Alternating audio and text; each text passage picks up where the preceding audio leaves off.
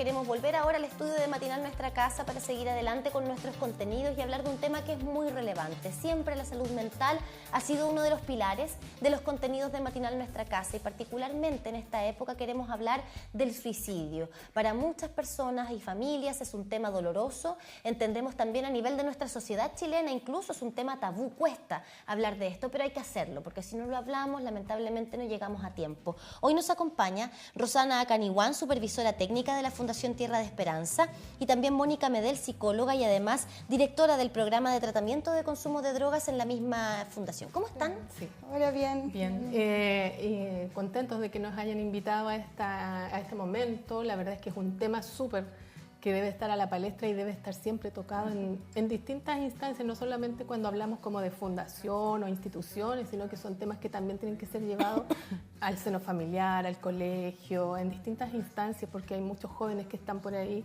¿cierto?, con un síntoma que debe dar luces para que uno de nosotros, o quienes estamos en la sociedad, debemos abarcar inmediatamente. Sí, Mónica, preguntarte, claro, sabemos que antiguamente no se hablaba. Bueno, de salud mental ni hablar, pero del suicidio tampoco. Sí. Las familias cuando tenían un caso lo ocultaban, ponían cualquier otra razón, o incluso hay algunos momentos en los cuales ni siquiera les hacían todo el proceso de fallecimiento porque por ahí alguna religión a lo mejor decía que no lo merecían. ¿Qué significa? ¿Qué repercusiones tiene el suicidio hoy? Bueno, como tú bien mencionas, el tema del suicidio mucho tiempo fue tabú en la sociedad, específicamente la sociedad chilena, que el tema estaba muy asociado con problemáticas como de salud mental, de mejor no lo toquemos porque esta cosa no debería suceder, porque es algo malo. Actualmente nosotros estamos promoviendo el hecho de que tiene que pasar todo lo contrario. Tenemos que hablar de temas de salud mental y tenemos que hablar sobre la posibilidad de suicidio en nuestras casas, porque el suicidio no es una oda a la muerte ni una forma de ver la muerte glorificada, sino que es una forma de dejar de sufrir. Antiguamente se creía que el suicidio era como algo que alguien tomaba una decisión y realmente no es tanto una decisión, sino que es un cansancio de las emociones. ¿Una reacción? Sí, es como una reacción porque hay un cansancio de sufrir. Y una de las formas que las personas observan para poder dejar de sufrir es la muerte, cuando ya no ven otra salida. Pero ahora lo que hablamos los psicólogos es que sí podemos prevenir el suicidio. Y una forma de prevenirlos es hablando y preguntando y no temer. Porque muchas veces lo que pasa a las familias es que temen a la respuesta. ¿Qué pasa si mi hijo, mi hija o mi familiar que yo tanto quiero me dice que sí tiene deseo de morir? ¿Qué hago yo con esa información? ¿Cómo lo puedo ayudar? Entonces también es una problemática que puedes todos estar viendo síntomas o signos asociados, pero cuando ya se habla y se vuelve real, asusta a las personas. Sí, creo que es súper fundamental lo que mencionas con respecto a lo que pasa cuando uno se ve enfrentado a esa situación, de preguntarle a un ser querido, a un ser amado, si alguna vez ha tenido una ideación suicida o ganas directamente de no seguir viviendo, y la respuesta es sí. Pero creo que hay que tener esa altura de miras de pronto y no pensarlo como algo, oye, esto, ¿por qué me está haciendo esto a mí? ¿No? Sí. ¿Por qué me está respondiendo eso a mí que la quiero tanto, que lo quiero tanto? Creo que tenemos que empezar a pensar en la salud mental como una patología real. De pronto nos cuesta verlo de esa manera, ¿no, Rosana? Sí, yo creo que la importancia está en esta comunicación que tiene que existir, donde yo como mamá, amigo, profesor pueda detectar que algo está pasando. Entonces es la escucha, es la validación de lo que esa persona me está diciendo, porque muchas veces los jóvenes nos pueden indicar, es que me pasó esto, terminé con una polola, ya, pero si hay, no sé, hay un montón de gente con la que tú puedes volver a compartir, vas a conocer a otra, entonces invalidas lo que le está pasando.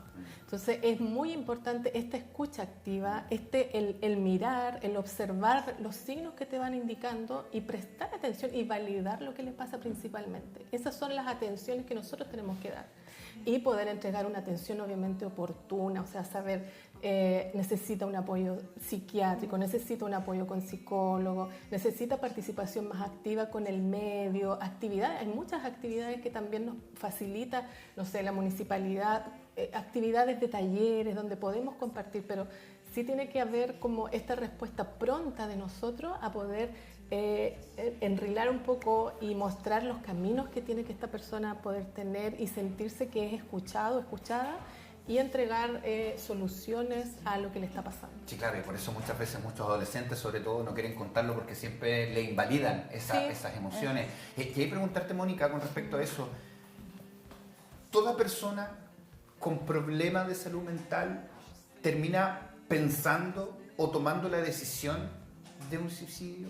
Y también preguntarte, ¿toda persona que solamente tiene problemas de salud mental toma la decisión de un suicidio? Para entender un poco el contexto. O sea, lo que nos menciona la estadística es que si hay una correlación directa entre patología de salud mental, como los trastornos del ánimo, ya sea depresivo, ansioso, trastorno del desarrollo de la personalidad o trastorno de la personalidad, déficit atencional y sobre todo también el consumo de drogas, alcohol, hay una relación más, una vulnerabilidad de esas personas de pensar en quitarse la vida e intentarlo o concretar un intento suicida. Pero no todas las personas que tienen esta patología de salud mental llegan a pensar en el suicidio o llegan a intentarlo. Pero sí hay una vulnerabilidad y es una alerta donde tenemos que estar más constante evaluando el riesgo que tienen estas personas. Ahora, ¿cuáles son los factores más comunes que pueden llevar a una persona a tomar una decisión como esta? Hay factores de riesgo que nosotros tenemos que estar súper atentos. Los factores de riesgo, como les mencionaba, son las patologías de salud mental sin estabilización o sin atención médica y psicológica. Está también algunas crisis no normativas o crisis normativas. La adolescencia ya es un factor que hay que tener mucha más atención porque las emociones se viven con gran intensidad y los adolescentes no tienen su desarrollo cognitivo terminado como para poder tomar decisiones ante ciertas emociones de alta intensidad. También otras cosas son como por ejemplo términos de relaciones de pareja, en los adultos la cesantía o que te despida de un trabajo, los adolescentes las peleas con la familia, con los referentes significativos como los padres, son antecedentes que son crisis que pueden llegar a tener un efecto en salud mental como importante. Pero también es súper bueno dejar en claro de que no hay una correlación directa, no es el efecto, o sea, la complejidad de la ideación suicida y llegar al intento suicida no puede ser una idea directa, como por ejemplo, me hace lo que muestran muchas veces en televisión, un chico que es víctima de bullying y se suicida. Hay muchos factores que están más allá asociados que solamente el bullying, sino que es un factor dinámico, complejo, que hay que entender todo lo que está pasando alrededor de esa persona para poder llegar a decir, ok, tomó esta decisión. No necesariamente por ese hecho puntual. Claro. Exacto, porque por ejemplo, hablamos de un chico que tiene bullying en el colegio, que también es un factor de riesgo y estresante para los adolescentes, pero quizás tiene el afecto de la familia, tiene la contención, está siendo apoyado por profesionales de la salud mental, no necesariamente va a llegar a tomar esa determinación. Pero ¿qué pasa a un adolescente que sí tiene bullying, que no tiene problemas familiares, sus papás se están separando, o los papás no tienen el tiempo ni la atención para abordar esta situación? Está mucho más en riesgo que el otro adolescente. Roxana, y en torno a la familia, lo que influye el hecho de, invalidar sus emociones de partida, no dar esos espacios de confianza. ¿Qué hay también con el uso del lenguaje al interior de la familia? Tallas, cositas así como, mejor me voy de este mundo. Eso también puede ir influyendo en... O sea, yo creo que también la familia, los papás, el referente significativo tiene que adaptarse a la edad también de nuestros hijos, de los chicos con los que estamos. Ya, del adolescente, ubicarnos también en el ciclo vital que está cada uno, porque por ejemplo también puede haber diferenciación. Oye, con el mayor no me pasó esto, en cambio con el chico sí, o sea, ¿qué hay? Entonces tiene que haber también una mirada comprensiva respecto del ciclo en que se encuentran. Ahora, obviamente que en la casa uno no dice, está en el ciclo vital adolescente, ¿cierto? Pero sí poder otorgar tiempo nosotros como referentes ahí, de poder conocer cómo aborda cada joven una situación y que somos todos distintos, de cómo lo hacemos. Por lo tanto, las familias tenemos que entregar espacios importantes cuando tomamos once, cuando nos cuenta algo que le pasó, o muchas veces ocurre de que durante esa instancia el joven nos cuenta lo que le pasó a un amigo, entonces tomarlo para poder abordarlo en ese momento, que algo también puede pasar aquí o a alguno de nuestros cercanos. Sí, estoy pensando en las redes sociales, en el fenómeno de los memes, las bromas. recogiendo un poquito lo que mencionaba Luis con respecto a las tallas, ¿no? A Sí. estas bromas de pronto de humor bien negro que Sí. uno puede llegar a hacer. Hoy día nos encontramos con memes en los que se habla de voy a cometer la autolesión mortal, me voy a autosuprimir de la vida, Sí. y todo en un tono de meme, ¿no? Que entendemos el meme como fenómeno humor en las redes sociales. Pero de pronto nos hace perder un poquito este tema de la noción del riesgo, quizás, del tema que estamos abordando. Sí, yo creo que bueno, el tema de las redes sociales es un tema súper difícil de manejar. Y es ahí donde dice Rosana, lo que nosotros podemos hacer es como familia, llevarlo a la palestra, llevarlo a la conversación y no hablarlo de forma tan superficial o de una forma tan jocosa. Lo difícil de los memes, y también ahí el rol que tienen los medios de comunicación, es que hay estudios que demuestran que el suicidio tiene un efecto que se llama efecto contagio. Cómo nosotros mostramos el suicidio en televisión, cómo lo mostramos en las redes sociales, también, sobre todo para los adolescentes, hay un efecto de cómo ellos van significando qué es la conducta, por ejemplo, la conducta autolesiva, que es una señal de alerta importante, y los intentos de suicidio. Muchas veces se muestra de una forma romántica, como que es un heroísmo o que lo hizo por amor, y como una salida que es válida ante ciertas situaciones. Entonces ahí hay una responsabilidad súper importante de cómo nosotros como adultos trabajemos esto en las redes sociales, y los medios de comunicación cómo también lo muestran, que es importante mostrar que es una conducta que está propia de un sufrimiento humano que va detrás y que es algo prevenible, que hay formas de prevenir el suicidio y que ahí estamos todos encargados de demostrarlo, ya sea ustedes como medio de comunicación y nosotros como profesionales de la salud y las personas comunes en el medio de su familia. Y ahí preguntarte también con respecto a lo que significan las redes sociales, no solamente estar atento de con quién están hablando, me imagino también de lo que está buscando. Porque hacer un seguimiento no sé, en los buscadores, ahí cada papá verá el control parental que debe tener, pero si busca algo así como cómo quitarme la vida o cómo, no sé, me imagino que esos también son señales que hay que... Son señales que hay que tomar en cuenta, o sea, hay juegos que son como que van poniéndole como etapas sí. y van como, ok, cómo quitarse la vida, quién se atreve, o en el trastorno alimenticio de la conducta también hay páginas que te enseñan a cómo dejar de comer o cómo purgar sin que te pillen. Entonces en salud mental hay modas que son súper complejas y es ahí donde los padres tienen que tomar la atención de qué están viendo sus hijos, pero la invitación siempre es de una forma lo más cercana posible. A los adolescentes, claro. sí, a los adolescentes, si lo restringimos, le colocamos normas, suelen ser más contestatarios, ¿cierto? A diferencia de los niños uno le puede decir, no, ¿por qué no? Al adolescente uno negocia normas y negocia cierta forma de tener la relación padre-hijo que está en la búsqueda de la autonomía, pero también con cierta autoridad. Sí. Ahora, ¿qué hay de la estadística? Porque, claro, entendemos que hay un factor importante en el suicidio adolescente o infanto-adolescente, que además ha sido brutal en el último tiempo, ¿no? Sí. Nos hemos ido enterando de más casos, lamentablemente, en nuestra sociedad. Antes lo mirábamos un poquito de lejos, como en la sociedad norteamericana, hoy día nos toca de cerca.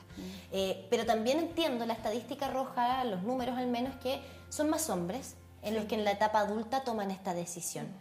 ¿A qué podemos atribuir este fenómeno? ¿Qué pasa con los hombres adultos que no encuentran otra salida u otra respuesta al dolor, como hemos hablado en esta oportunidad? Igual lo conversábamos con Mónica porque encontrábamos las estadísticas, efectivamente, o sea, en el 2020 aproximadamente era de, 25% de muertes por intento suicida, de 300 a 90, 300 hombres, 90 mujeres. Entonces veíamos como una diferencia abismante y así en todas las estadísticas, lo que sí que han ido aumentando las mujeres hasta en la forma de la acción, de cómo lo realizan. Ahora, efectivamente veíamos como, no sé, hombres un poco más impulsivos, donde la letalidad es casi inmediata, a diferencia de las mujeres, donde también hay como momentos más reflexivos, así como de lo hago o no lo hago, puedes llegar al punto también de poder detenerlo porque alguien te escuchó y tú también lo transmitiste. Sí, claro. Como la emocionalidad es que también hay una castración de emociones de los hombres históricamente. ¿A eso lo podemos atribuir? Hay dos puntos, como dice Rosana. El primer punto es que los hombres se suicidan más porque el método que utilizan es más letal. En Chile el método más utilizado es el ahorcamiento. Y versus que las mujeres lo intentan más, pero fallan en el intento. Eso es lo más atribuible, pero también hay un sesgo aquí cultural de que a los hombres les cuesta mucho más también expresar las emociones que a las mujeres. A las mujeres se nos enseñan a ser más expresivas emocionalmente desde la infancia, que es un sesgo de género, versus que a los hombres se les enseñan a ser más como el ganador, más como el que ejecuta ciertas acciones, y no que le contamos resuelve. a los amigos esas cosas, a diferencia a lo mejor de las mujeres que lo hacen. Es todo un tema, por supuesto, queremos agradecer, pero también, brevemente, ¿cuál es la línea que hay que poner? A las dos hay que poner atención, sí, pero ¿cuál es la línea que hay que seguir entre una persona o un adolescente o alguien que intenta un suicidio por llamar la atención? Oye, escúchenme, aquí algo me pasa, por favor, versus alguien que realmente... No sé cómo preguntarlo, pero que realmente quiere quitarse. Ese es un mito. Ya. Es un mito en la psicología de que el intento de suicidio es como para llamar la atención. Nosotros los psicólogos, cuando hay un intento de suicidio, ya sea de baja letalidad o que hay alta letalidad o riesgo letal, nosotros tomamos la atención inmediatamente, y no hay que evaluarlo como un llamado de atención, sino que puede ser una alerta de ayuda. ¿Ya? Que esa es la diferencia en el lenguaje. Si nosotros tenemos a alguien, un familiar, un ser querido, un hijo, de que verbaliza que tiene deseo de morir, hay que tomar esto, hay que conversarlo y hay que pedir ayuda a los especialistas. La invitación siempre es a preguntar, dejar el tabú que antes se creía de que porque uno preguntaba sobre el intento suicida, la otra persona se le iba a ocurrir o iba a tener más probabilidad de hacerlo. Se ha estudiado de que no, que hay que preguntarlo. Los psicólogos, los psiquiatras, es una pregunta que nosotros siempre hacemos y descartamos casi en las primeras entrevistas. Eso no quiere decir que en el proceso pueda aparecer, ¿cierto? Y el hecho también de mucha gente no lo conversa y es los llamados de alerta, como por ejemplo cambios conductuales. Era un chico súper alegre, ahora ya no lo es, cambio de amigos, ya no disfruta de las cosas que antes disfrutaba, empieza a hacer ritos de despedidas, como por ejemplo regalar sus objetos valiosos, entregar cartas, empezar a comportarse de forma distinta con algunos familiares, porque muchas veces está el lenguaje verbal que ojalá todas las personas pudieran expresar eso, pero muchas personas no lo logran expresar y lo empiezan a mostrar con otros ritos o con el lenguaje no verbal, que también hay que ponerle el acento. La invitación siempre es a preguntar y hablar sobre el tema. Sí, por eso agradecemos tanto esta conversación con ustedes, para conocer el trabajo también de la Fundación Tierra de Esperanza. Me imagino están en redes sociales. Sí, estamos en redes sociales, tenemos nuestra página y a lo largo de todo el país hay muchos programas de distintas líneas donde pueden los jóvenes acceder y nosotros siempre vamos a estar ahí en la escucha. Agradecemos esta conversación y solo como un pequeño consejo, si es que me puedo dar esa patudez, no olvidar que a través de las redes sociales también muchos niños, jóvenes, adolescentes se expresan, dicen lo que les está pasando, ya sea en un estado de Facebook, de WhatsApp, de Instagram. Hoy día todas las aplicaciones, las redes sociales, todas tienen esa alternativa. Muchas veces los adultos desconocemos que hay estados en WhatsApp, que hay estados en Instagram, y quizás ahí hay una alerta que no estamos viendo. Así que la invitación también es hacer agujas nomás. Mostremos interés, son nuestros niños, hay que hacerlo. Es verdad, gracias por estar acá. Y como datito, por si acaso, para dejarlo, asterisco 4141 es la línea de prevención de suicidio del Departamento de Salud Digital del Estado de nuestro país y obviamente del Gobierno de Chile. Así que para que lo tenga ahí anotado. Un minutito, nos separa ya a las 11 de la mañana, 10 grados hasta ahora en el Gran Concepción. Sí, se sienten. Nos queda, sí, está rico. Mira el solazo que hay. Qué cosa banderas más linda, cómo flamean las banderas. Parece septiembre, ¿eh? El cielo precioso que nos acompaña en Concepción, con esta imagen de la Plaza Independencia que ya está lista para recibir a los pilotos del rally. Nos separamos cortito en una pausa comercial y ya regresamos.